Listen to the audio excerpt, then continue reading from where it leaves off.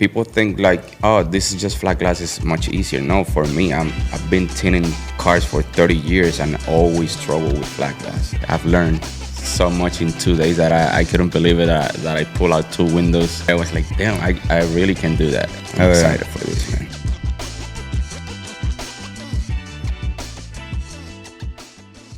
What's up, everybody? Welcome to another episode of the Born to Tint Podcast with the Miller Brothers. I'm Ricky. I'm glad to be here with my big brother, Josh. What's going on, everybody? Today we had a really fun conversation with our friend Papi Eliu, best Deal Window Tint, Orlando, Florida, also Tint Buster. He's here for our first academy. This one was really fun. Check it out. Isaiah's guy is the one who did that knockout. Isaiah was in his corner. If you watch that video. He lost. What do you mean? No, he coached the other guys too.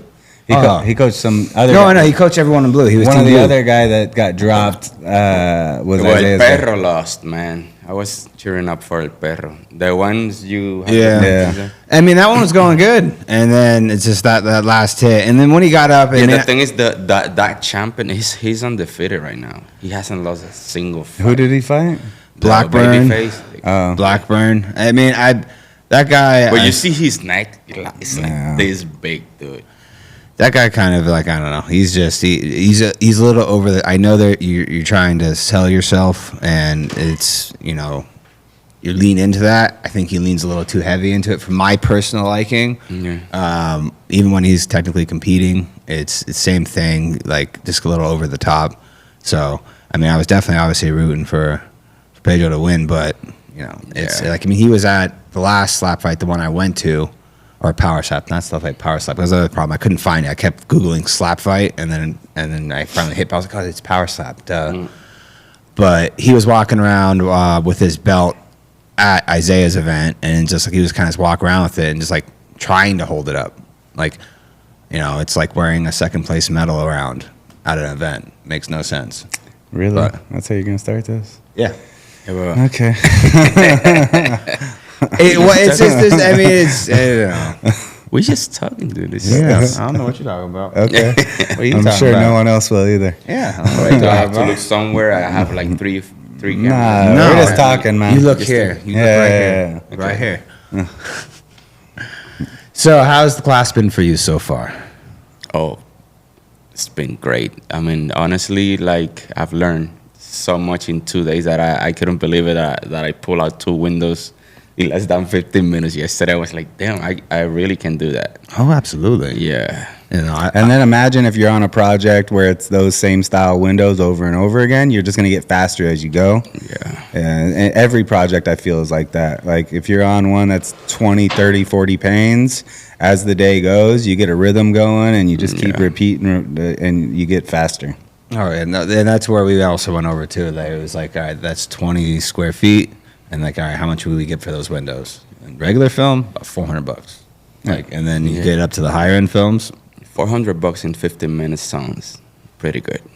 Yeah, and it's absolutely. And then you're only going to get faster. And then as soon as you have that experience, the knowledge, and as you're able to get it done faster, then you can do multiple houses in a day. And then hopefully, like, and then you get to the point where like we're bidding on a 2,500 square foot job. We talked about that too. And it's like, those are the jobs when you get to the 2,500 square feet and up, it's like you can make anywhere from $50,000 to $70,000 in one project. You put the right crews on it. I'm looking forward to that. Yeah, I was looking for the film handlers last night. I was like, okay, I got them in my cart now. I'm gonna set up like a little plan of attack to start adding flat glass to my. Before you order that film handler, though, if you're doing it from filmhandler.com, I'm fairly certain I'm going to be able to get a discount code. Beautiful. So make sure I get that to you. Because I know we're going to have a discount code for the meters. Because I've already talked to Mark about that. I just need to call and get it from him. And then I know that, like I said, I'm fairly certain without talking to SolarGuard that they'll give me a discount code to anyone who comes to the class. Because even you guys will, I have to work through this, but the class itself, I'm working through with SolarGuard right now. When you leave the class, you'll be SolarGuard, or you'll get a SolarGuard certification, because they're standing up in our architectural school right now too, just for certification, because they see the same hole that we saw too, and that's the main reason why they pushed behind helping open this up and get this going. Is we need more people to have the installs. teach the installs.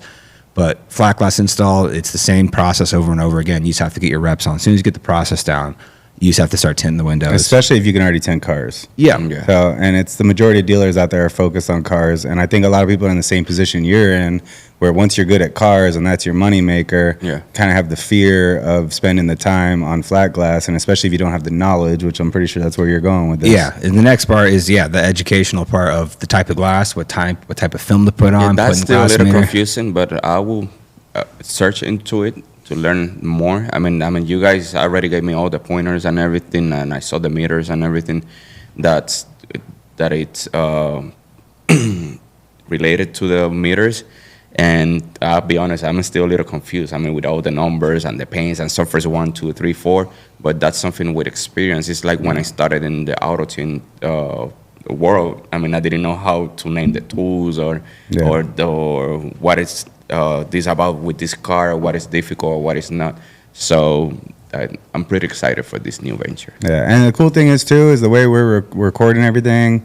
We're gonna take a lot of what we went over, and you're gonna have access to it, and even contacting us to follow up. Man, I was gonna say, if you got questions on the spot, don't hesitate to call us. Yeah. You should be able to even talk to your manufacturer, so your rep should also be a really good point of contact too if you've got any questions.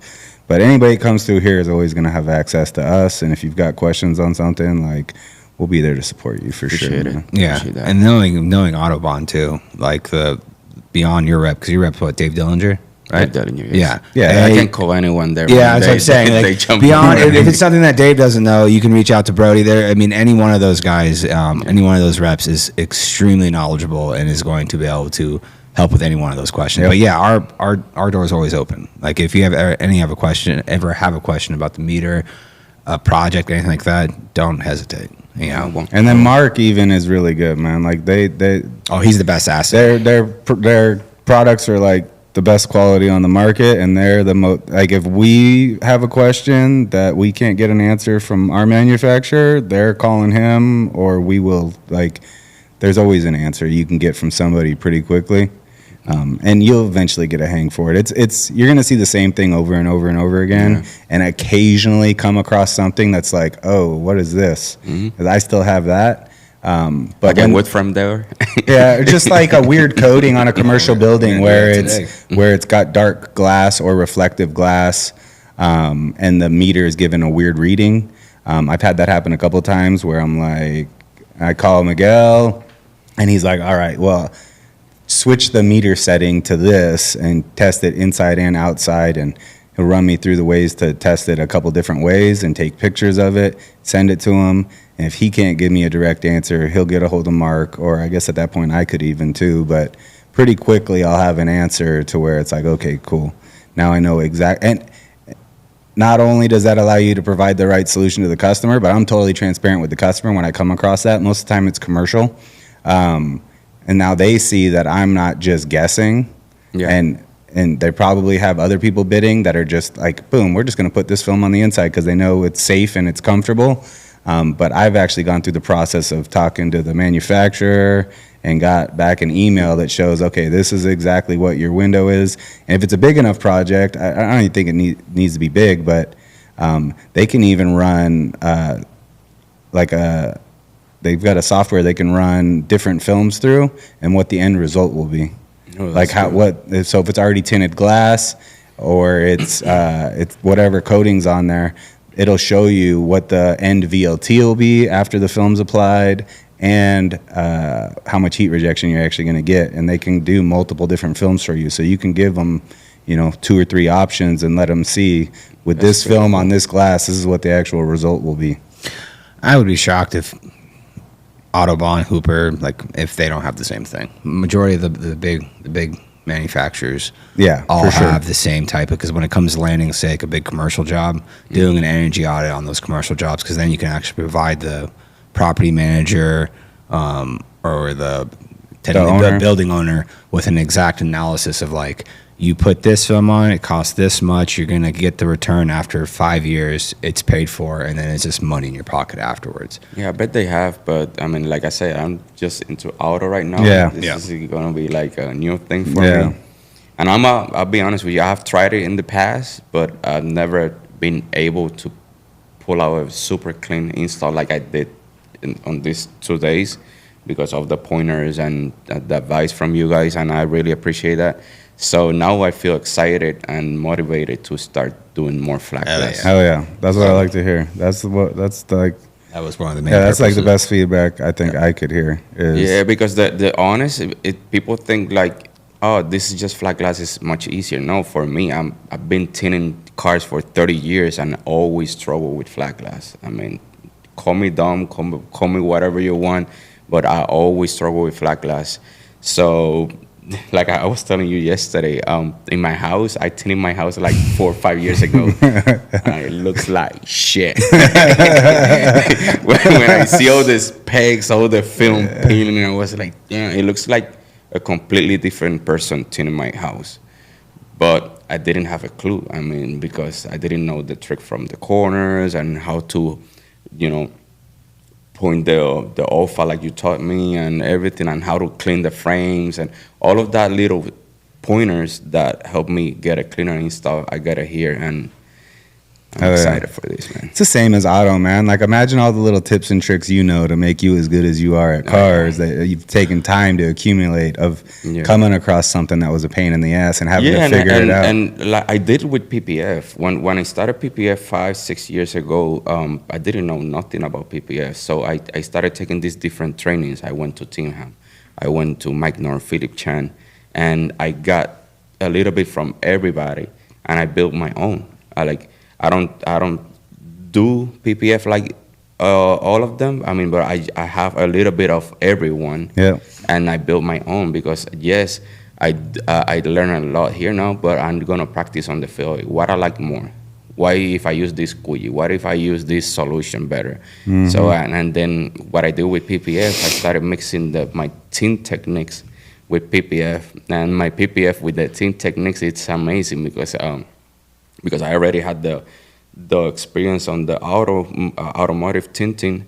So when I peel off the PPF, I can air peel. Most of PPF guys cannot do air peel on a PPF fender or something like that because they don't know. They have a table and they unroll it. I can air peel my PPF because I brought that from the tinting world to the PPF. On and on. Well, that explains why you are a champion. Well, I'm being 100% serious. Is like that is like I can contribute my dad to teaching me how to tint, but like he taught me the initial basics and then hammered home on what the most important things were, having high quality, like making sure you're not leaving certain things behind, like showing me all that. But like beyond that, like my training's never stopped. Yeah. Like my dad initially trained me, and then like I watched him install. I watched one of our main installers that was with us for 14 years. I watched him install for 14 years of my life.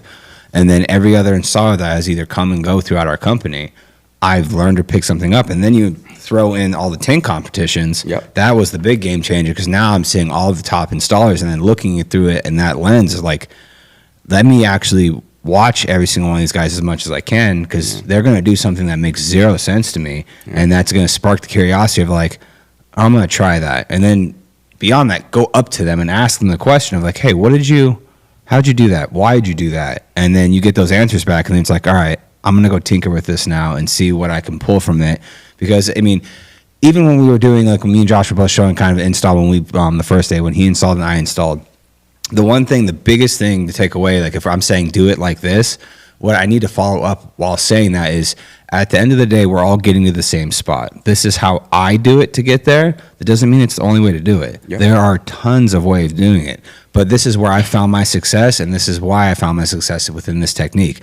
Yes, try it, but if you feel that, like, maybe putting the blade out a little further or twisting your arm a certain way or scraping or squeegeeing in a certain way, as long as we get to that end goal of there's no trash in the window, the gaps are good all the way around, you didn't damage anything while you were doing it, that's all that matters. Yep. You know? Yeah, no, I think that's where a lot of installers get hung up, especially younger ones. I would say like maybe less than 5 years experience, like even a year or two of consistently doing it day in and day out, and you just see your own progress and like, okay, these windows are coming out good. I hear a lot of people be like, this is the way you have to do it.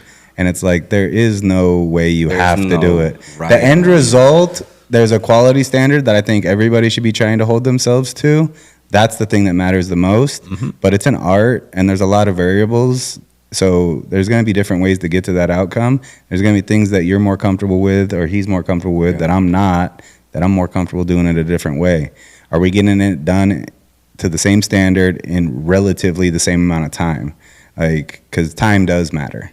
Like, that's why I like the competitions being, you know, it's about quality, but there's a time constraint because, you know, I could be the most flawless tinter on the planet, but if I can only install 50 square feet a day, Yeah. I'm not, I'm not going to be able to do it for a living because it's not going to make any money, right? Gonna make you any money. Yeah, that qualifies my dad. Well, that's why he was smart enough to not keep installing for very long. He very quickly pulled himself from installing. Yeah, that's I true. would say. That is as true. an old head, he very quickly realized, like, oh, I can have someone else that installs faster and is still staying to my standards, and he would stay on top of those standards, and sometimes Yeah. windows would be getting ripped off. But that's how he was able to stop installing and mostly just be selling for the majority of his career. Oh yeah, no, I agree. He'll constantly say like, "I'll put my tool belt on." I'm like, "Please do." That's one thing I cannot do. That's the one thing I still cannot do. I mean, I cannot put down my pouch. I have to install. every Yeah, single I day. enjoy it too, man. Yeah, I see all these people. No, you gotta build a business. You gotta let the business run itself and blah blah blah. I'm like, dude, I don't want to do that. I want to work. This is another Alex Hormozy thing for me. You don't have to do shit. Do what you want to do, man. Yeah. So there's like, just because we're trying to scale and teach other people and grow, you don't have to do that. You've clearly built a good business for yourself and you're happy doing what you're doing day in and day out, installing. And I know there's countless other installers out there that are just like that. And you don't have to do anything. Yeah, because Like, you see all these gurus like, you need to do this. You need to put some money in advertising to grow your business. Blah, blah. At the end of the day, with all the expenses and all the add-ons and on, you're probably making the same money. Yes, you're working less, but you want to work less. You don't enjoy tinting. I do enjoy tinting. Yeah. It feels like it's like I go out of the world when I'm tinting. Like Yeah. it's my zen zone. Like Yeah. I'm happy when I'm tinting. I don't have stress.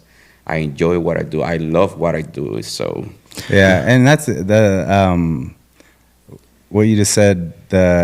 You might be working less, like installing, right? You're still like the way we've been like shifting and scaling. It's like we're probably putting in more hours now than we ever have. So we're still like, it's just a different thing, right? Different stress level. What are you paying attention to? What are you having to deal with day in and day out?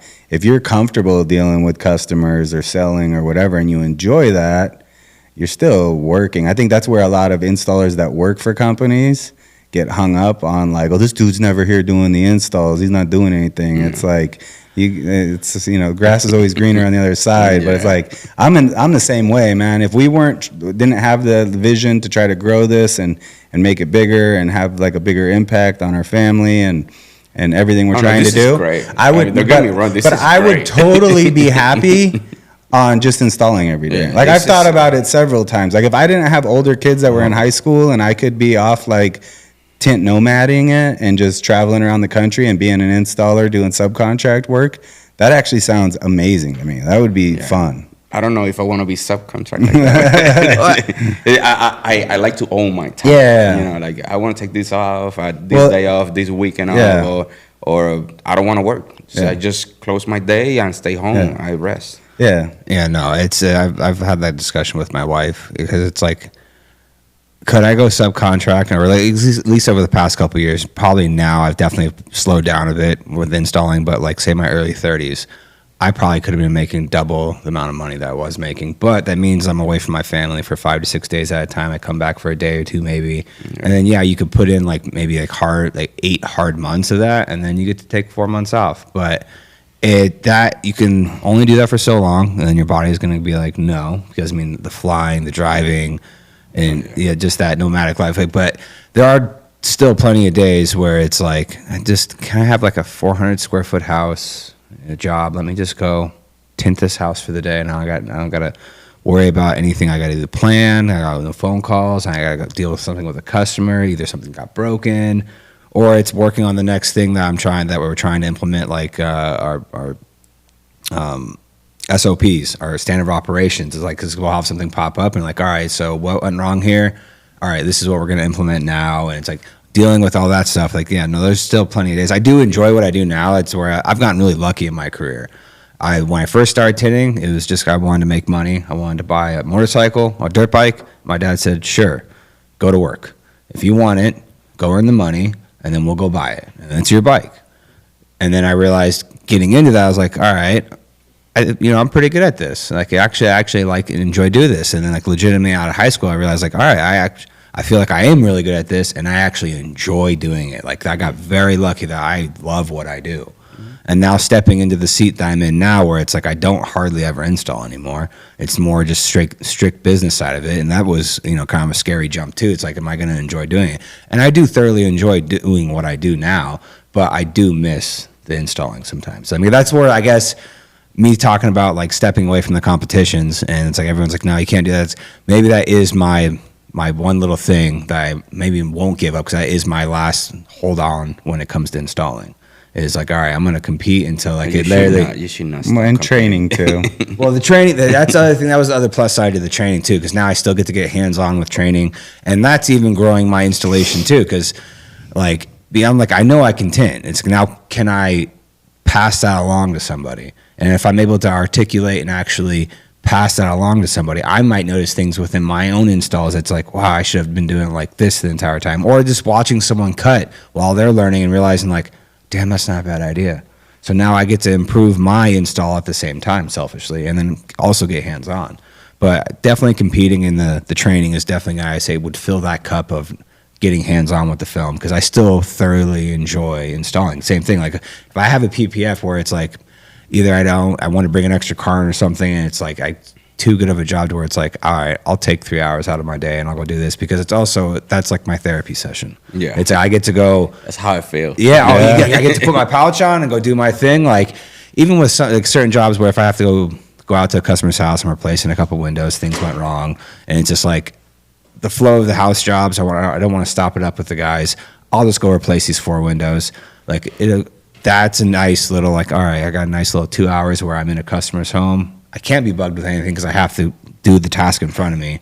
That is like, yeah, my therapy session. I get to throw the belt back on and tin. It's like, oh, I do miss this, and I do thoroughly enjoy doing this. Yeah, that's what I see the business is when you have a big business scale like this, is how much stress can you handle?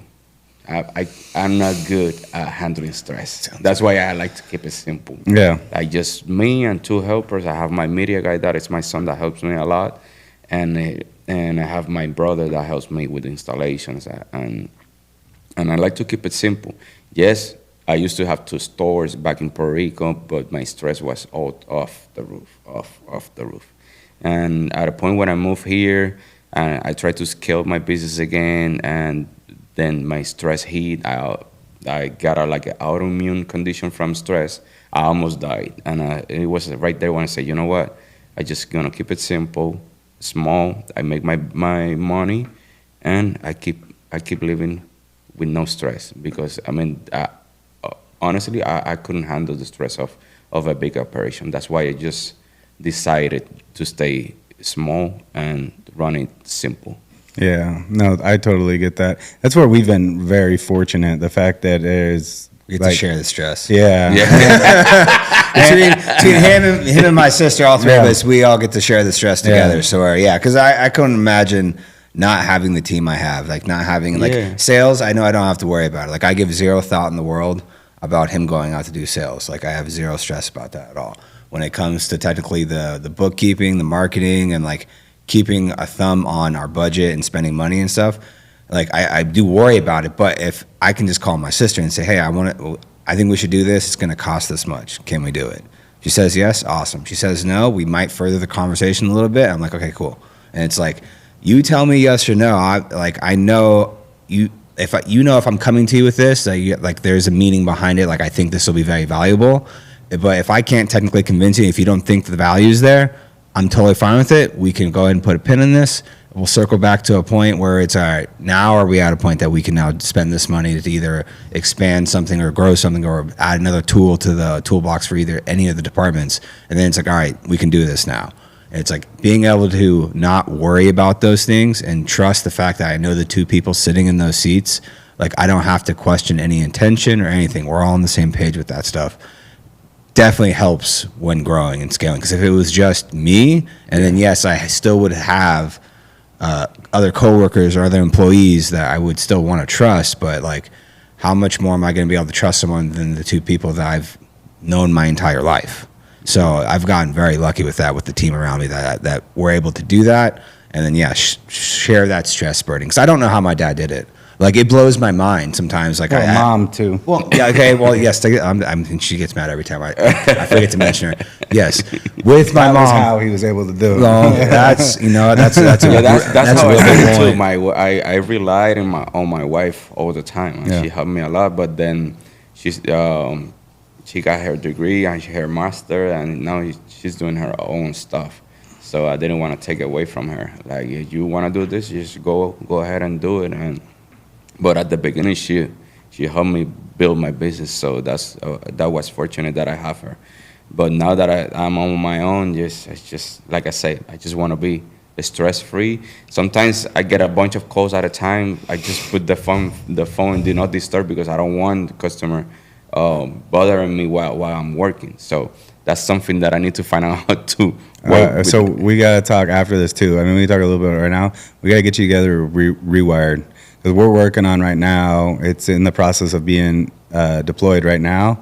The AI answering the phones when you can't answer the phones. Yeah. It's not gonna right now. It's not like perfect like you would do, but it's at least something that's answering. And then Yeah, I tried AI, but the one that I was using, it was they're still in the infancy, but it's coming along pretty good.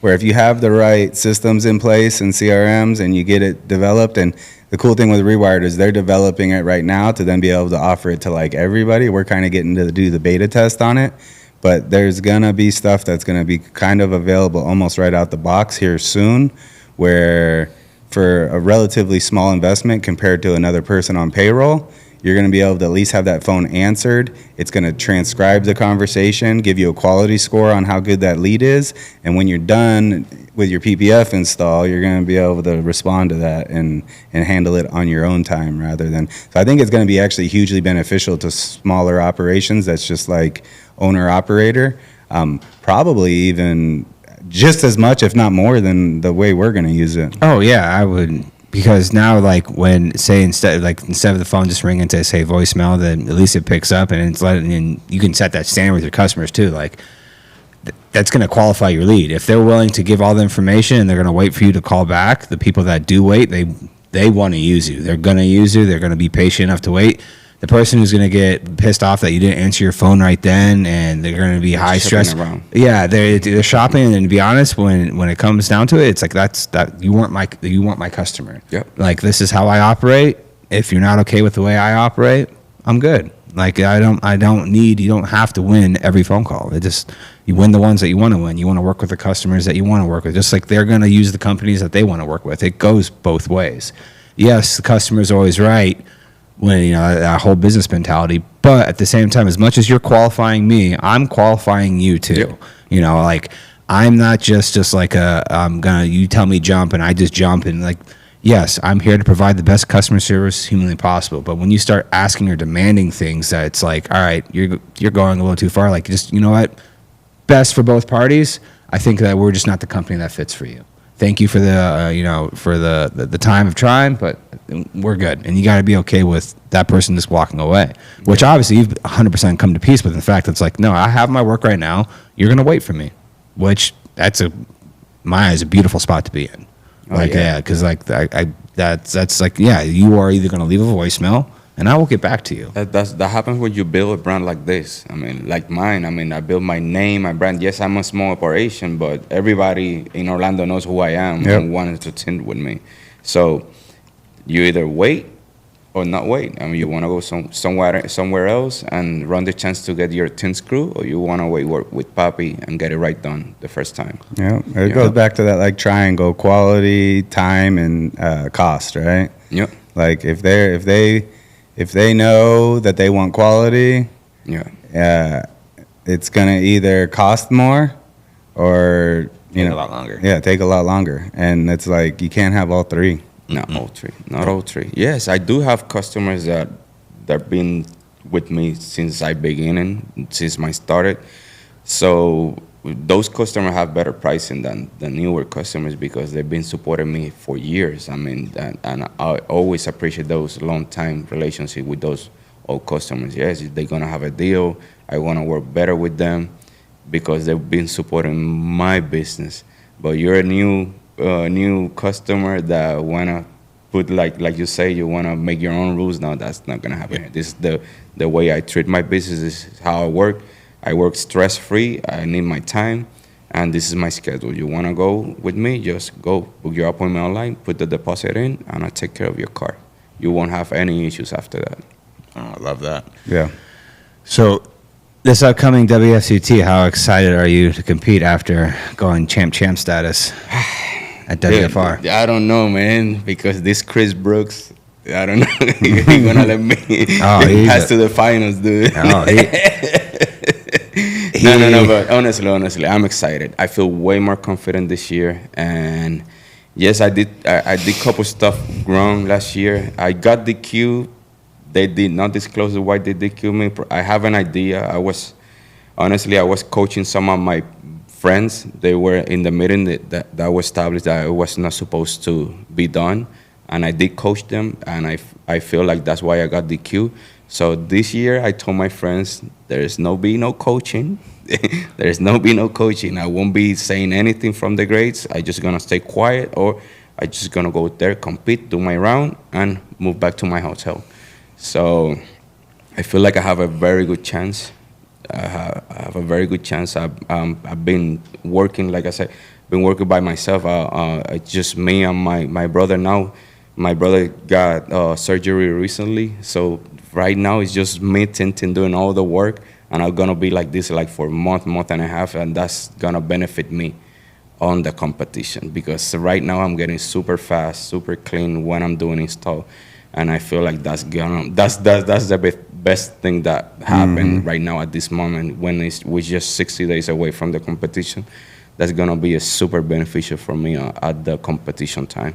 So I'm excited. I'm very confident that this year I can pull it off. Yeah, I'm excited to see what this year brings because like even Sarah said, there's going to be some surprises because it's the 25th year. They're trying to kind of do it up even bigger than they usually do. So, but hopefully it's a hard car, man. Hopefully they don't bring a freaking Corolla or Altima or something that is easy that can a newbie can do it. So it seemed like when we sat down and talked to her that she's trying to do something about that. But then you always run into you have to find that many of that one vehicle. So it's like you gotta find somewhere that can supply those vehicles.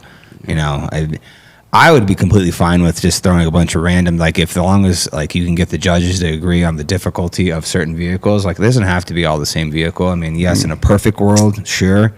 But it should be the same vehicle. It should be. Because the year they had the Kias and the Altimas and the Camry, whoever is on the Kia, nobody in the Kia passed to the finals. Nobody, because it was the hardest car on the floor. So you either have the same car to everyone, but with the same difficulty, but you're not gonna have a Camry, a Kia, a Hyundai, and a Volkswagen because whoever is on the Volkswagen is gonna be totally screwed. So you either have Volkswagens for everyone, or you have Corollas for everyone. Yeah. That's what she needs to do. She needs to put Volkswagens. Yeah, that would be perfect, and not be able to obviously pull your panel, yank through like that'd be legit 4-door car to do. So I recommend the Chargers. The Chargers are pretty good too. That would be for the back window. That back window on the finals, that would actually be the perfect car because that's the back window that throws peanuts or whatever we want. Yeah, well now that we got all the not just tips and tricks, but there's tools like the clay Well, bar. who's going to actually go through with that? Because some people are just going to say, well, no, it's your shrinking. It's got nothing to do with the defrosters. Like that is a train of thought. Or at least, I mean, I don't know why someone would think that way, because pretty much everyone has already proven, no, those defrosters, you have to clay bar them. There are plenty of things you can do, and they'll stop that from happening. You don't have to worry about it. But that would be a good one, because it's not to say a hard shrink, but it is a harder shrink than every other vehicle. Yep. And pressing that with time, like how someone do you have to do the back window, a glare strip like in a door in an hour? That'd be fun. Did you hear or see the one we did with Nick from Fusion? The new tool that he's got, it's like the wand for a scrubby pad, but it's got a clay pad on the end of it. I haven't seen that. I'll have to show you. It's really cool, and he has a camera that he actually left us one, so he can show you that too. Where you can like zoom in onto that defroster and see all these little hairs that are kind of growing off the defroster. That's what's actually making that happen. Like molding? No, it's like corrosion almost. Corrosion. It's like rusting. Yeah. Oh, You can't see it with the naked eye, but when you zoom in with this camera and look down in on it, there's these little hairs growing off of it. And you can take that clay bar or whatever. What's their tool called? Clay bar? It's like a clay bar wand. It's the pad. It's like a clay pad that's on the end of a wand. synthetic. Yes, the synthetic clays. Yeah. But so like it's you just a can little look pad. at it and see that stuff on there, and then wet it and scrub it down with that, and wipe it off, and then look at it again, and all that's gone. And then it's the all film just shiny, lays right clean. down. And actually seeing why that's happening through that, I was like, oh, okay, that makes complete sense. And then you can even take that, clean it off, and if it's something you have overnight, just let it sit there and come back and look at it again. And it kind of grows back. It's wild, man. I for the longest time, it was like, why is this doing it? Well, dude's a mad scientist. He figured it out. Like, it's actually like these little rusty hairs that is like corrosion that's growing off of them. Which steel wool will take care of it, but Yeah, I'm afraid of that, man. Yeah. well, but the Some of them scratch that because that Dutch glass is super soft. If you use the wrong one, you're gonna micro scratch the whole. Yeah. glass. 100%. But the other downfall, even if you use the finest one, the downfall to it is after you scrub it with that, you have to scrub it 3 to 4 more times and squeegee and wipe everything down. 'Cause otherwise, you end up with that. hairs. Yeah, the little metal spot, the little metal hair in the window, and it's like that is something that like, as soon as you squeegee the window, you look at them outside, you're like, there's no chance. I can't heat that up. Like I can't make silver go away. It sticks out like a sore thumb. So you have to deal with that too. So it's like going to the clay bar. It's like, all right, this is clean, efficient. Scrub the window once, and then like you look at the defroster and you're like, okay, that makes sense now. It's like that makes complete sense of why it's doing that. And Dodges and Nissans, the ones I've been trying to catch the cars before we get to them and clean them, and like zooming in on them. You look at the defroster and it's like, it's not a straight line. The whole edge is completely rigid and not straight at all. And then you see all the looks like almost canyons and valleys on the defrosters. And then you scrub it, and then all of a sudden it's like all shiny, and you're like, oh, that just solved the problem. Well, you gotta show me that. I'll show you that. Yeah, it's wild. When he showed it to us, I was like, this is insane, dude. And it's like a cheap tool too, so you could get one easy off of Amazon. I think it was like $40 or something like that. It goes to like 400 times zoom or something. So, and we're gonna start. I think that's the one that we use with Tony at the shop to do the heat gun versus torch shrink video. I think this is the same one. It is like a little microscope that you see on your phone that it takes pictures on it. Well, no, it's its own little contraption, but it kind of does the same thing. Oh, yeah. Oh, okay. No, Yeah. no. We use like a little digital microscope to see if the heat gun is damaging the film or the torch. Yeah, that. What was the result? Oh, the video's coming out? It's coming. Oh, it's hey, coming out. check. Yeah, but the heat gun lost. Oh, yeah, that makes sense. So you're having a constant blow of extreme Yeah, really? the heat gun lost by 60 degrees. The heat gun get the film 60 degrees hotter than the torch, and it damaged the film more than See, the torch. that's totally opposite what I would think. Yeah, but with Because the the heat video, gun- and because the we torch did is the test. faster. Yes. Yeah. I would previously thought that, but as soon as I kind of saw that you guys doing that, I was like, oh no, torch is going to win, because that flashpoint of heat with a torch is hitting the film so quickly instead of it slowly blowing down the film. Even if, depending on how you shrink, if you're blowing the heat gun down the film, you're heating that one spot, and the rest of the heat is cascading down. By the time you work down to that cascading part, you're already have heated the film up, and now you're heating it even hotter. The thing is, when you go torch versus heat gun, tip to tip, the heat degree is just one difference. The heat gun is 1 degree hotter than the torch when you go one against each other.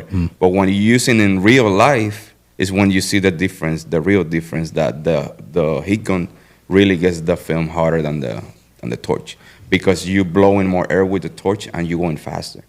So it's gonna be a very nice video. We produce it very nice. Where's that gonna be out on your social? And yeah, it's gonna be on my YouTube probably this week on my son wants to release it on 4th of July. So what's the channel? What's the name for people listening? Papi Eliu on YouTube. Okay. Yeah. No, I was looking forward to that video because like at first my past beliefs I would have thought heat gun, but now I'm more thinking about like how that heat's being achieved and the quickness you have to move with a torch itself, because it's so concentrated in one spot and it's blowing. Like it makes more sense that but I don't have nothing against the heat gun. I mean, like, but people tends to have things against the torch. Yeah, yes, no, like, that makes sense. No, they're both tools if you know how to use them both. It's like two-stage versus bottom load. Dude, learn both. Yes. Because there's some situations where you have to two-stage. Yeah.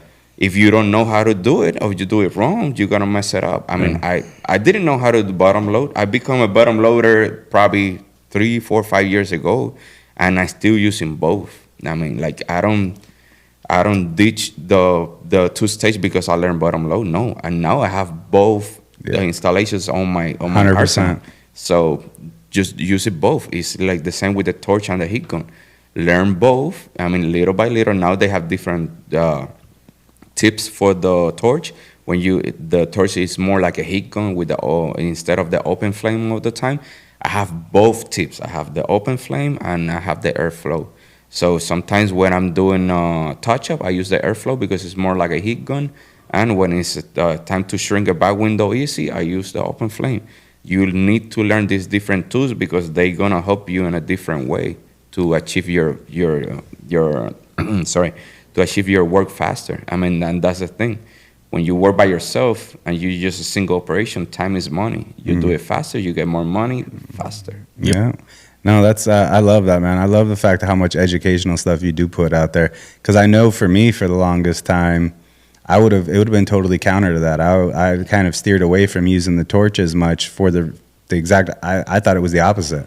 Yeah. Like torch is we thought too. Yeah. I mean, we did the freaking test without knowing anything, and we did it live and in one shot. Like we were expecting like the torch is gonna lose it like 100 degrees. That's what we thought. Tony thought the same. I thought the same. I was like, dude, I made myself put in this situation, and now I'm gonna screw it up. That's Hey, listen, I'll be honest with you. I'm being honest with you. I mean, I thought the torch was gonna lose. When we started seeing the results, I go, oh my gosh, we were right. Like, because you're doing all this, you using this torch all this time, because you're making the work faster and easier for me. I mean, I screw up a lot of tint before I get in this good with the torch. Yeah. I mean, you gotta practice. Yeah. I mean, if you don't practice your torch, you're gonna screw up. No. So you need to get better at it. So when I started doing the video, I was like, oh my gosh, what do I get myself into it? And I was scared, but when we saw the results, no, we were right. So that's, oh, you good? Okay. Yeah. When we saw the result, whoa, we were amazed. Like when we went to the real world situation, because it was very similar. 1 degree difference between the torch and the heat gun all the time. We did like 3 or 4 different tests. When we went to real world scenario, it was right there the main difference. The torch was a minute faster. I got my time with the torch, it was like 26 seconds, and my time with the heat gun using the same technique, it was like a minute and 20-some seconds. So it was double the time, and the film got probably triple the hotter. Sorry, how you say that? 3 times? 3 times hotter. Let me repeat that. Then with the heat gun, you get 3 times hot than the torch. We were like, whoa, yeah, this is good. I mean, this is gonna be a good video. it's going to turn a lot of people realizing that you got to work with open flame. I think the open flame just scares people. I think that was also my thing too. But it does come down to everything installation wise, all the tips and tricks. Don't knock it until you've tried perfecting it. And then also realizing there is going to be no perfecting it because there is no such thing as perfect. But you can't knock it unless you've actually tried it and try to implement it. Like to me, I can knock a red dot because I've used it and I hate it. Like I just think a silver's better. Like I've used it enough. I tried. I gave it a try. I like the silver better. That's my personal opinion. But like even with I'm liking it the Alpha. I mean, I'm not used to it yet. I mean, but I'm gonna keep using it. In which don't take me saying that as like don't try a red dot for flat. Absolutely try the red dot for flat. Try the blade a little further out than I usually do it. Try those things. Just because the way I do it is like you can equate to like, oh, you've won championships. That means nothing. There are plenty of guys that have won these championships. I mean, Les Helton being one of them, Sal being one of them. When I watch them do flat glass installs, especially in their competition, which who knows if that's how they're doing it out of the competition, because how you compete is not the same as how you do your regular traditional install. Yep. Anyone who says they do, they're full of shit. It's like I see them do things, I'm like, that makes zero sense to me. I would never do that. But they obviously know what they're doing. They have the trophies and the awards to prove, like, and beating us, like, and beating me. Like, it's like they know what they're doing. There is a million ways to skin a cat. Like, you can't get stuck in one thing. So I highly encourage, do try the red dot to see if, because it might just feel better in your hand. And to me, the Ophir Silver that's what feels comfortable. The squeegees I use, that's what feels comfortable. I don't use a hard card on my edges because the blue squeegee feels comfortable. Yeah, that blue squeegee is nice. I'm slowly going to start converting people. I could continue this part of this conversation for probably another 30 minutes, but we're like up against a hard time, man. We're going to have to do this again for sure, and without any time we got to do it. I could talk to you for like 3 hours, man. How far away from Chris Brooks are you? Like, are you like location-wise? Like 2.5 hours. Okay. Because I've already talked to him. I'm going to set up I'm going to go out, work with him for a day, record a mobile podcast, and then like go fishing. Yeah, like, fishing trip was. You gotta do that. That's I seen the photos and stuff. I was extremely jealous. I was like, man, that looked like so much damn fun. That's why when I saw the event pop up out here, and like I saw it, it was like, oh, it starts in Vegas. Let me try to get a ticket. Bro, he's like, it's already sold out. Let me see what I can do. And then all of a sudden, it's like, all right, get on there now. Like they just released some more spots, and by the time I got on there, it's like one left. I was like, okay, click. And it's like I obviously wanted to try to get two. But it's like I at least got to get one, and then we'll decide what happens from there. But just like that networking, just the networking from that alone, knowing that you're going to be out here, Fernando's going to be out here, and like the people I'm finding out that are coming out here, I'm like, all right, this is going to this idea is amazing. I mean, David Kratz always put out some amazing and new ideas to develop this community. Like he don't care about what brand you use, and I like that. Yeah, and me too. The networking on that event, it was amazing. The vibe, man, the vibe was beautiful. Like everybody were having fun, and the fishing trip was an amazing experience. Even though I was basically working, taking pictures and stuff, but I enjoyed it because I saw the picture and I saw people smiling, having fun. It was a good feeling. Oh yeah, no, that to me is like that is a different version of technically like the Panorama meeting that we go to. It's like he is now opening it up to I don't care who you buy, and how he does it price wise, I don't know, but that's awesome. However he does it, but if you're willing to commit your time, everyone's flying out to a certain place. For us, we're gonna get lucky with this one. It's here for us, so we don't gotta go far at all. But anyone who's willing to fly somewhere, be there for three days, like.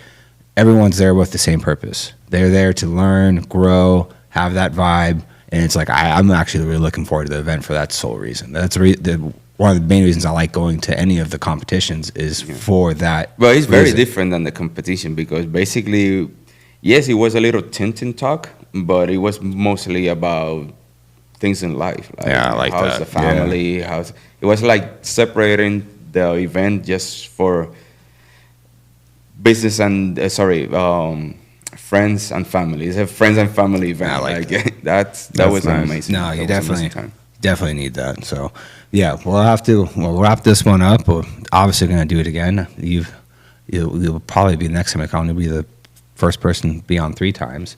But like I could do this as many times.